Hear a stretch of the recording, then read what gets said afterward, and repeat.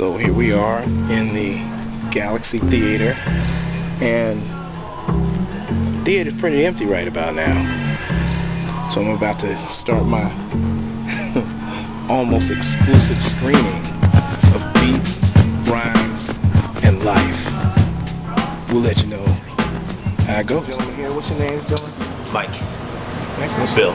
Bill? And you're here at the Beats, Rhymes, and Life movie? Right. We think this is the last night. Well, first, what do you think about the movie? Good documentary. Missed a couple of things, but a good documentary. You know, but you can only do so much in an hour and a half. But overall, it's a good documentary. What made you guys come see it today? I'm a big fan of the band. I have been for quite a while, and I kind of miss actually their performing and their music. You know, I saw one of their last shows in 1998 in Chicago, and I sort of have this fond memories of that. And wasn't fortunate enough to get to go to Japan and see him or anything, but it's just sort of it's a bit nostalgic and a bit to just kind of get some closure for me about like what happened to them and what they've been up to. So. And is that, I know you kind of mentioned, you said it was a good documentary. How did you feel about it as well? Yeah, I thought it was great. I mean, I think it focused, a good amount on the music, which is kind of what I was looking for, and the context too. But I thought they did a nice job with the music. Okay, and with I've heard some people just kind of talk about just concerned that this may be the last one or the last night, and that they've been talking about how they want to have more documentaries. So there was a kind of a last-minute push to have people come and see the movie while it was still in the theaters. Did you guys hear any of that? Or no, if you go to, I follow a lot of blogs and different things when it comes to hip hop. But if you go to the site, it tells you that it's on tour. So they take the film per city 2 weeks, then it moves to the next city.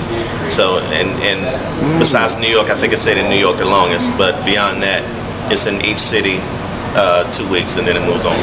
Okay. And I've been pushing for the last 2 weeks. Everybody's been coming out to see it. I just happened to make it on the last night because of my schedule. My name's Sterling Bowen.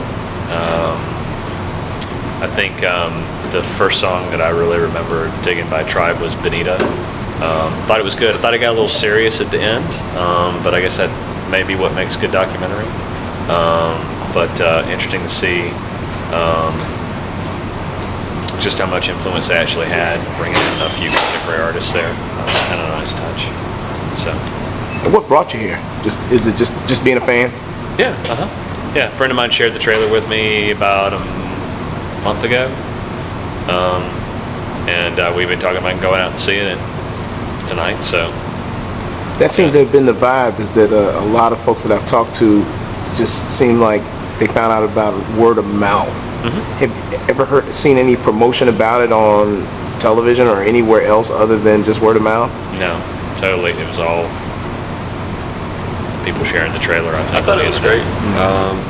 It was good to see. It was a little bit before my time. Tribe Called Quest, when they first came out, was a little bit before my time, so it was fun to kind of see where all the influences are coming from and to learn a little bit more about the history of hip-hop. So that was cool.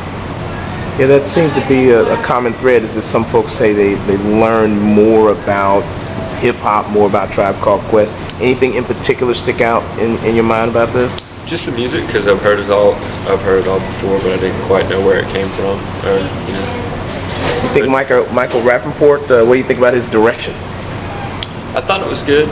Like Sterling said, it got kind of serious. I don't know, maybe a little bit more focus on the music and a little bit less on their lives.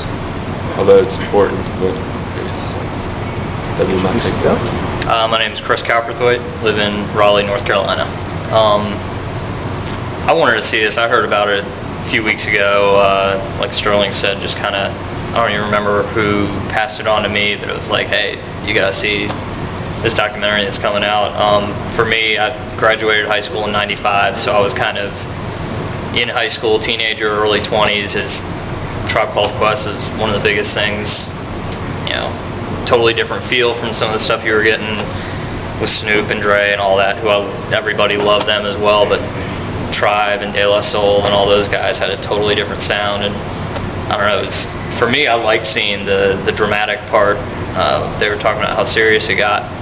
These were guys who were, had reached the pinnacle, and then as I'm going through college and all that, they kind of, it's like, where'd Tribe go? So I was kind of psyched to see a little bit more kind of behind the curtain. So kind of brings it home just with Fife's battle with diabetes. It seems to be a pretty common disease that a lot of folks have, and it's interesting to see what he was going through there. Some folks have said they've learned something, which I learned something myself, just the different members and behind the scenes and everything. Anything that stick out in particular? No, I mean,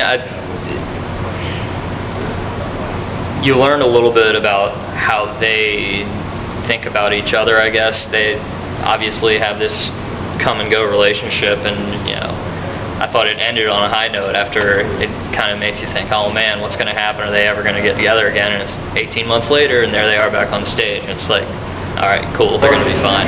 All right, so I'm James from Philadelphia, live in North Carolina now though. And I'm Kalila, originally from Chicago, living in Durham. And you guys just came out of Beats, Rhymes, and Life? Sir. That's correct. Sir. And what did you think about it? It was great. I thought it was classic. I'm a huge hip-hop fan, huge Tribe fan, so opportunity to learn more about culture and one of my favorite groups, and I like to write and rhyme myself, just on the side, you know what I mean? So anything I can do to learn more about what it is that I love to do, passionate about, good opportunity to do that, so it's a great movie. Okay, was it crowded in the theater? No, not tonight. It could have been a lot more people in there because they would have really learned a lot more about hip-hop and hip-hop in itself, and just how it started and the originality of the group. I mean, I really learned a lot. It was a great documentary. Thank you for the writer. I mean, I really thought it was awesome. I really did. I didn't know it about all the members, and I definitely didn't know that Fife had diabetes. So I didn't know that either. That kind of bugged me. It was like, yeah, that was interesting. That was a lot of information in one documentary in an hour, so I really appreciate that. Seems like at least in this part of North Carolina, that you get a lot of publicity about Hurricane Irene, but didn't get a lot of publicity. At least I didn't hear much about this movie. How did you guys hear about it? A friend of mine actually told me that he came out here last week and saw the movie, and I went immediately online to look at the website, and I told my friend James, I was like, I really would like to see that. I thought it was cool. And we got together and decided to come out here and check it out. So that's how I heard about it, word of mouth.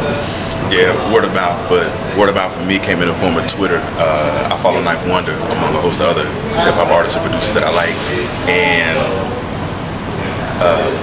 they was having a 95 Live party in Durham, no, it was in Raleigh, and what they did was they had a group come together and actually see the movie, and then directly from the movie hit the spot where they was doing the party. So I saw that on Twitter, like Ninth Wonder in his camp was doing all of that, and then unfortunately I couldn't make the movie because I had some other stuff going on, but I actually hit the 95 Live joint, and that was when I heard, there's a lot of rave reviews, saw some people I ain't seen like a long time, just some friends from like way back when I first moved here, and everybody was ranting and raving about the movie there, and on Twitter a lot of people was busting about it too, so I had heard about it, but thanks to her I found out it was still in the area because I thought it already like came and went.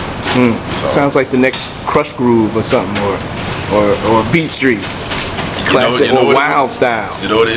It wouldn't surprise me if it went down that way. Yeah, It really wouldn't. I don't know about the next Crush Groove or Beat Street. Okay. I wouldn't say that, but what I will say is that it was a good documentary. Okay. Maybe not. A good documentary.